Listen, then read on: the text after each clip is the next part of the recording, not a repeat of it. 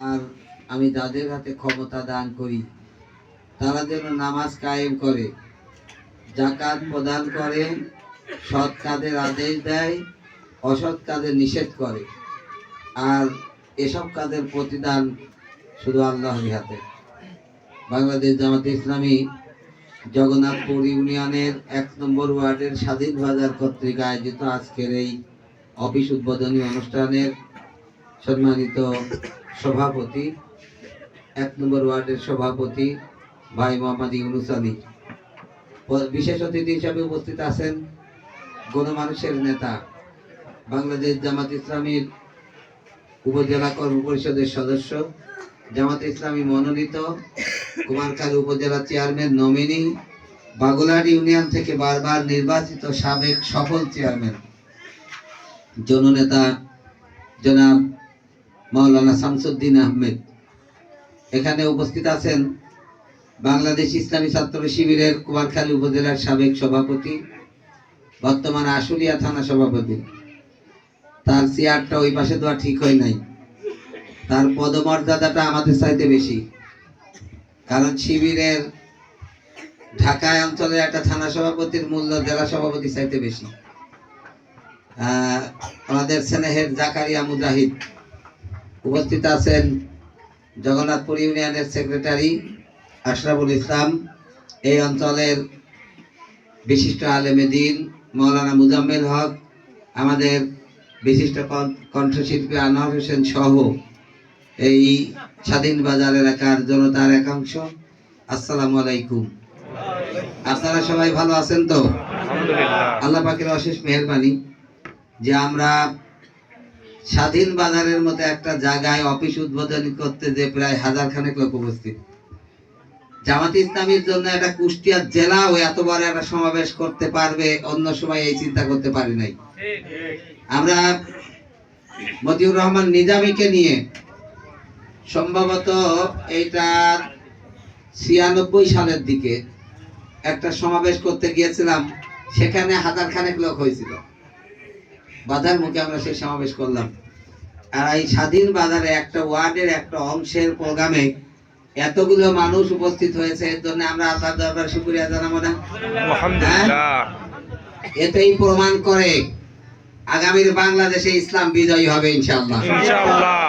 এটাই প্রমাণ করে আগামীর বাংলাদেশ ইসলামের বাংলাদেশ। আপনারা রাজি আছেন তো ইসলামের বাংলাদেশ বানাতে? ইনশাআল্লাহ। যদি এই বাংলাদেশ বানাতে গিয়ে আমাদেরকে গুলির মুখে বুক পেতে দিতে হয়, রাজি আছেন? ইনশাআল্লাহ। যদি কারোর সাথে সংঘর্ষে লিপ্ত হতে হয়, কারোর প্রতিরোধ করতে হয়, জামাতে ইসলামী বাংলাদেশ কোনো কিছুতে পিছপা হবে না ইনশাআল্লাহ। ইনশাআল্লাহ। রাজি আছেন তো? ইনশাআল্লাহ। কিন্তু আমরা কারোর সাথে যাইছে গন্ডগোল করব না, আমরা কারোর পায়ে পাড়া দিয়ে ঝগড়া করব না। কেউ যদি আমাদেরকে হুমকি দেয় আমরা তাদের সালাম দেব, কেউ যদি আমাদের বকে আমরা তাদের জন্য দোয়া করব, আল্লাহ তাদেরকে তুমি ক্ষমা করে দাও। কেউ আমাদের মারতে আসলে আমরা তাদের ফুল দিয়েছে বরণ করে নেওয়ার চেষ্টা করব, কিন্তু গায়ে হাত দেওয়ার পরে আর ছেড়ে দেব না। গায়ে হাত দেওয়ার পরে তাকে আর ফেরত দেব না ইনশাআল্লাহ। রাজি আছেন তো? ইনশাআল্লাহ। গায়ে হাত দেওয়ার পর দৌড় মারবেন? ইনশাআল্লাহ ফেরত দেব না, কারণ আমরা নিজের কারোর সাথে গন্ডগোল করবো না। কিন্তু কেউ মাইয়ে পালাইয়ে যাবে, মাইয়ে পাশাইয়ে যাবে, এইটাও হতে ইনশাআল্লাহ দেব না। প্রিয় উপস্থিতি, আল্লাহ পাক রব্বুল আলামিন বলছেন যে আমি যাদের হাতে ক্ষমতা দিই তারা যেন নামাজ কায়েম করে। কারা নামাজ কায়েম করবে? ক্ষমতায় যারা যাবে। জামাত ইসলামীতে যারা জামাত ইসলামী করে তাদের কি নামাজ পড়তে হয়? নামাজ না পড়লে কি জামাত ইসলামীর কর্মী হওয়া যায়? রোকন হওয়া যায়? যদি তারা তাদের নিজেদের মধ্যে কোনো কিছু প্রতিষ্ঠা করতে না পারে, সারা দেশে তারা কি তা প্রতিষ্ঠা করতে পারবে? জামাত ইসলামী প্রমাণ করে দিয়েছে, জামাত ইসলামী তার দলের মধ্যে নামাজ কায়েম করেছে। যে দল তার নিজের দলের মধ্যে নামাজ কায়েম করেছে সেই দল এই বাংলাদেশেও নামাজি বাংলাদেশ বানাবে। এই বাংলাদেশেও প্রতিটা প্রান্তরে নামাজ কায়েম করবে ইনশাআল্লাহ। আর যেখানে নামাজ কায়েম আছে সেখানে অশ্লীলতা নাই, যেখানে নামাজ কায়েম আছে সেখানে দুর্নীতি নাই, যেখানে নামাজে মানুষের সংখ্যা বেশি সেখানে মানুষের ঠকানোর অবস্থা নাই। আছে নাকি?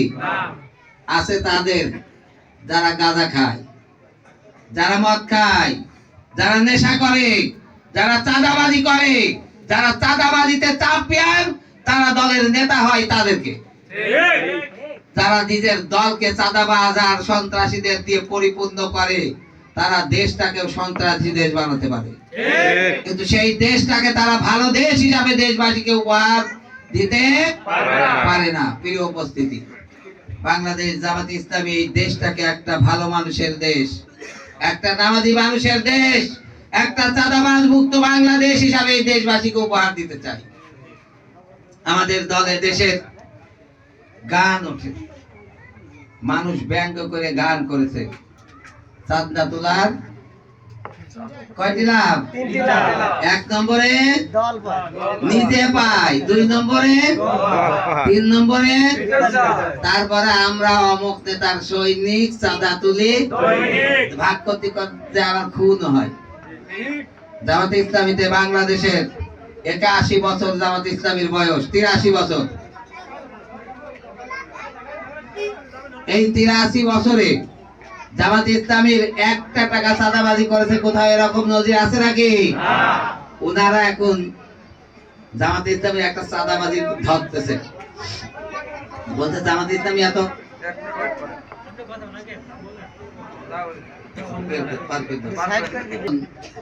আমাদের বর্তমান বন্ধুদের চাঁদাবাজি করতে যে চাঁদার ভাগাভাগি করতে 182 জন মারা গেছে। জামাতে ইসলামীর জন্ম থেকে এ পর্যন্ত তাদের মধ্যে চাঁদাবাজি করতে গিয়ে মারা গেছে এরকম লোকের সংখ্যা আছে নাকি? একটাও নাই। জামাতে ইসলামীর মানুষ অন্যজনের বাড়ি ঘর জোর করে দখল করছে এরকম আছে নাকি?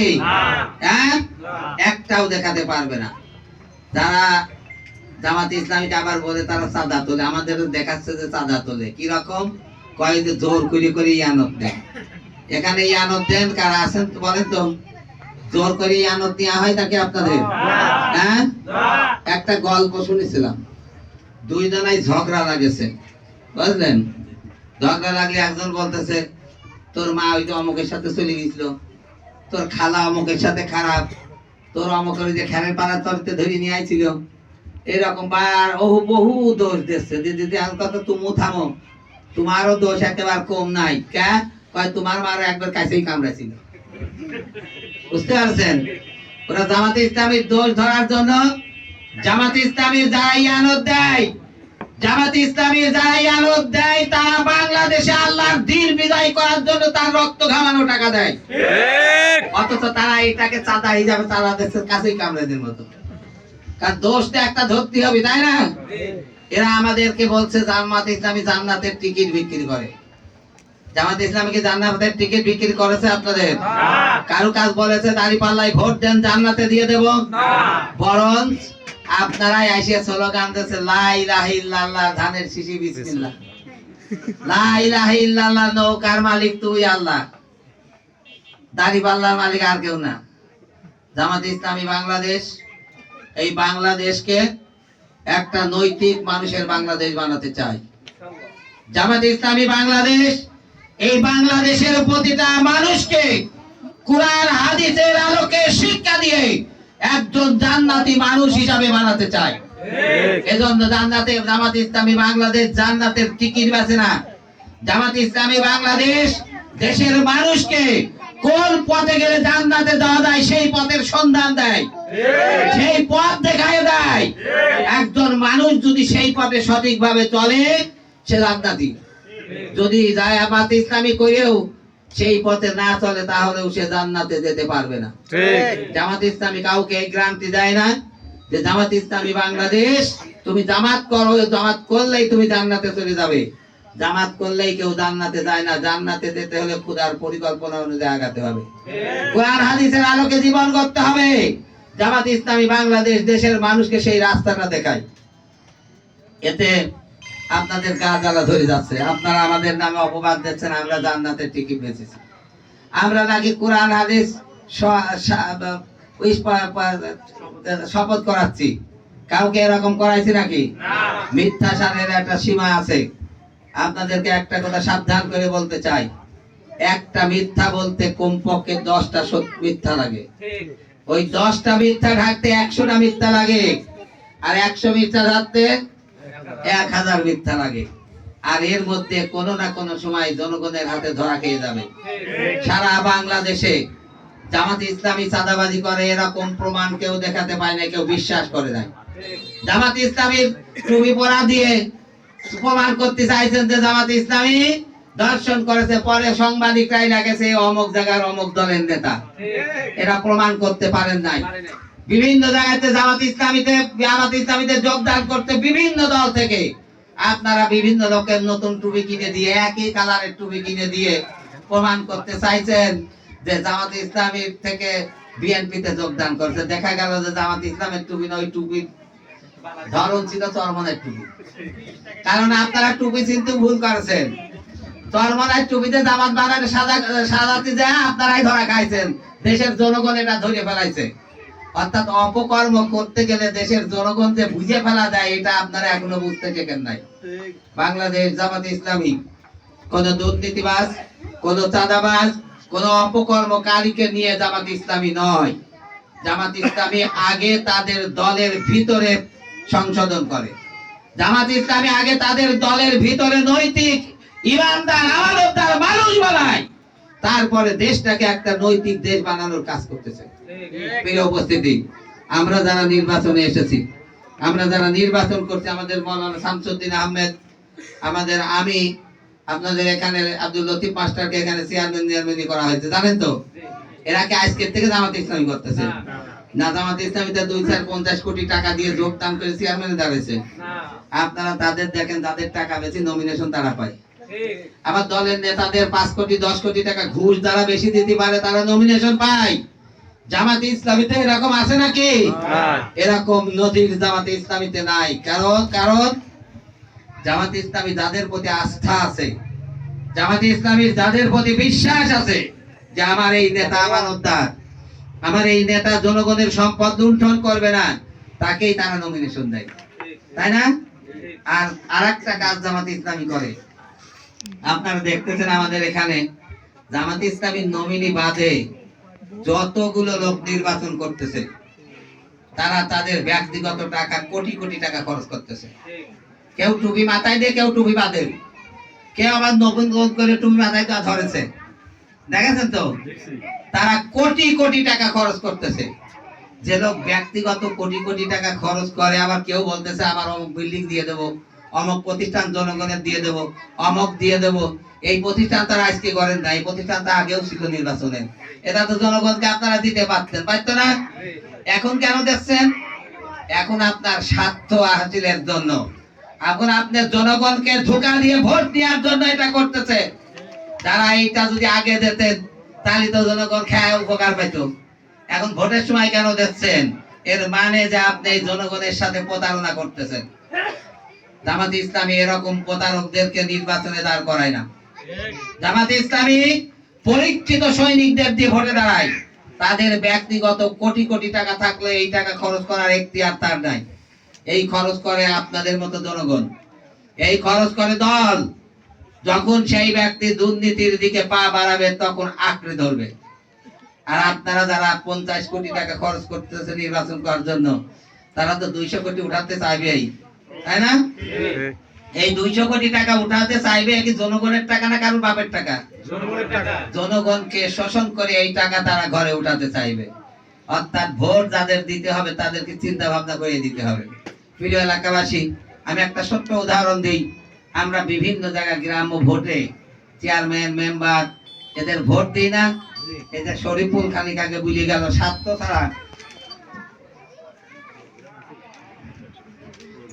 ছাড়া আমরা আগাবো না। শরীফুল বললে না?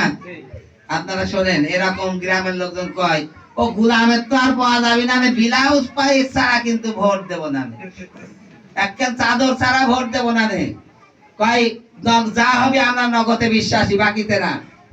এরকম করে 500 টাকা অথবা একখান চাদর অথবা 100-150 টাকার একটা ব্লাউজ পিস নিয়ে 100 ভোট দেয়। যার কাছে ভোট বিক্রি করে সেই লোক চিনে রাখে তোমার টাকায় দিয়ে কিনা যায়, তোমার একটা ব্লাউজ পিসে কিনা যায়, তোমার 200 টাকার একটা চাদরে কিনা যায়, তোমার 500 টাকায় কিনা যায়।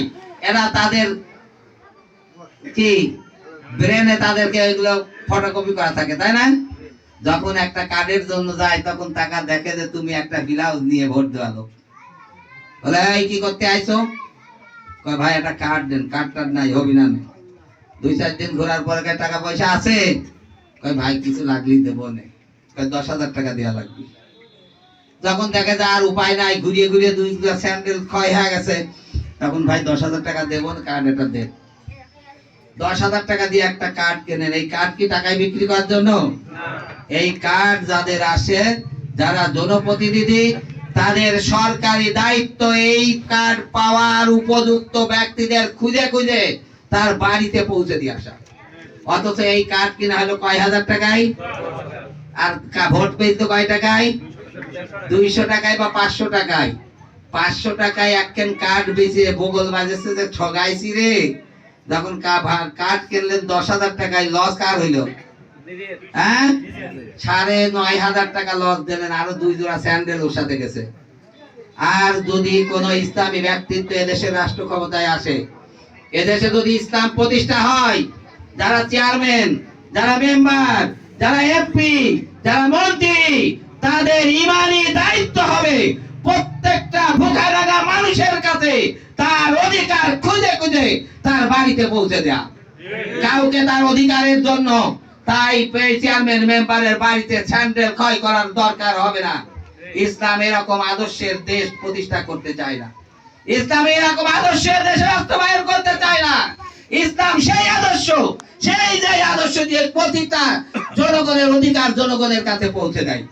প্রিয় উপস্থিতি, এজন্য আমরা এই দেশে ইসলাম প্রতিষ্ঠা করতে চাই। আপনারা রাজি আছেন তো? ইনশাআল্লাহ। আরো কিছু বিষয় আছে।